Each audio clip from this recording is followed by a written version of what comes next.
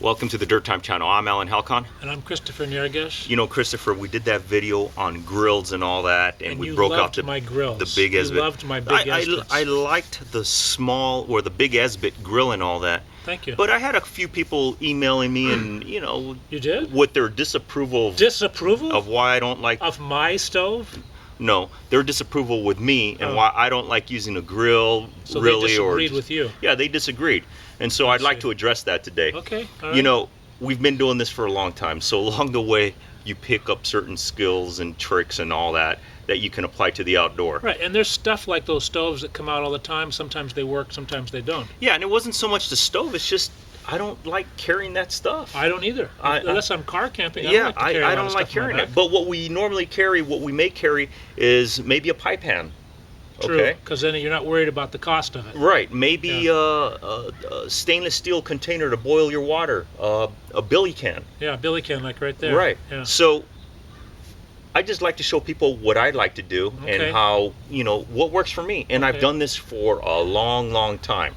All right, Christopher, as you can see, we have a representation here of how I like to do my camp, okay? We may have our tin cup here, we have our billy can, and we have our skillet. Now, all I've done. So you could have coffee, soup, and eggs right here. All working together. And so all I've basically done is I've taken 2 pieces of wood and I've put them kind of like in a V. So they're nice straight willow pieces. And you're going to build your fire in here? I'll build a fire outside right here, and I'll just rake the coals in here. I see. And this is just my stand. Now the reason it's a V, it's to accommodate the smaller items as well. So I may put the smaller item off to the side. Now the fact that this is a stainless steel right here, I may just set it right in the fire. I don't need that. But I mean, I want a little bit of air space. Yeah, you're going to want some air space, so I'll just put that there. Now notice this is a wider base, so I start working my way out on the V here. So now I'm here. Okay, and then finally the skillet. I may work the skillet out here, and every time I need more heat, I'll just rake in some coals. Well, you know, the reality is, over the years, this is probably the way that I've done more cooking than any other method. I've used a can like this or a pie pan, and I probably would have rocks, right? I'd probably just balance the can on the rocks and cook that way, because I don't like to carry a lot of stuff. I leave it all at home. But so your logs here will get burned up, won't they, Alan? No, actually they won't, because we're cooking with the coals. Okay, but they will get burned up eventually, but you just get more logs. I just get more logs. There's no shortage of logs. There's no logs, 2x4s, whatever, but this is a really sturdy platform. I could rake the stuff in there. I can, you know, if I wanted to dig a little deeper here, make it a trench. This is like a trench fire built up. I'm echoing here. This is like a trench fire built up with just pieces of wood. Were you echoing? Let's do that again. If you talk. Yeah, if you talk, I can hear. I can hear it. Like you're in a cave. Or something. Exactly. But basically, this is just really easy. So you know, again, the V for your small items on the end, and as you start working out, and this is fully adjusted. So if you don't have, you know, this is better than anything I've seen on Martha Stewart's. Christopher, this is what I'm talking about. You come.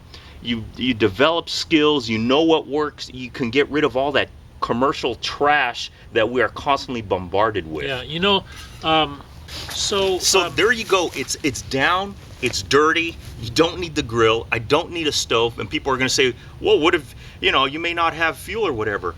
I'll carry the trioxin tablets. That's the other thing. I can carry the trioxin tablets and I'll stick it underneath. Yeah, I can't imagine people saying there's no fuel. Maybe in an urban park or something. Yeah, I mean, very easy. But even if you were in your backyard and there was an earthquake and you didn't want to use the stove or the gas line was broken, I had a brick patio and I just took 2 cinder blocks and effectively I'd put my can or my pot and I cooked many times in the backyard. I did use a grill, like the grill you like to carry, or I just balance this over 2 cinder blocks, and I would cook eggs. I'd have breakfast, tea, coffee. I'd cook a lot of stuff in the backyard. Yeah, it was not complicated at all, folks. I mean, I think that the thing people will see, well, you're using, people probably, I'm not the only one that uses this, Christopher. There's a gazillion people that are using this. And notice the can has holes punched, so you could have a wire and you could hang it if you wanted to. You can have a bail. Hang it from a tree or something, or a big tripod over the fire. You know, the long and short of it is, you don't need a stove, you don't need a grill, you have everything you need out in the environment. You know,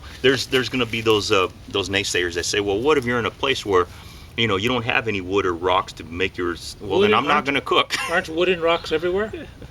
That's what I would say. But if you ask, dude, he swears he's been to places where the hand of man has never set foot, and there's nothing.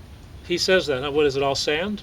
Just sand, rock. You know, Yeah, well, there's always I mean, but I will carry some fuel, like some trioxane or something like that. Yeah. But in those cases, I carry meals that really don't require any cooking. I love MREs. I know most people God. don't, but I love MREs. There are some good ones. And I have the military version with the water heaters. I don't even with the heaters. I don't even use the heaters. Right. I just eat them cold out of the pack. I enjoy Once them. you run out of that slop, then you want to get some real food in the wild and cook in cans or whatever. Yeah, there's a wild Jack in the Box around the corner. I Is like that to right? visit every Yeah. now and again. For your Diet Pepsi? Yeah, for my Diet Coke. You know, when I was in high school, there were some guys that I overheard talking about the planning a weekend, and they were saying they couldn't afford to go backpacking. And I'm listening closely because I'm thinking, I go backpacking and hiking because I couldn't afford anything else. What do they mean they couldn't afford it? And they couldn't afford the cost of the fuel for the stove, all the food. And I'm thinking, oh my God. Because I literally would go to the supermarket and buy odds and ends, rice and cheap stuff, and cook in pots and pans like this. So when you look at some of these slick backpacker magazines, most of that stuff you just don't need.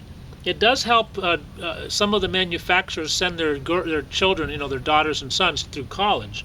So if you buy that, you are stimulating the economy. But you really don't need 90% of that stuff. Where did our ancestors that, you know, traversed the Pacific Crest Trail and the Appalachians and all that, where did they buy all their high-end stuff?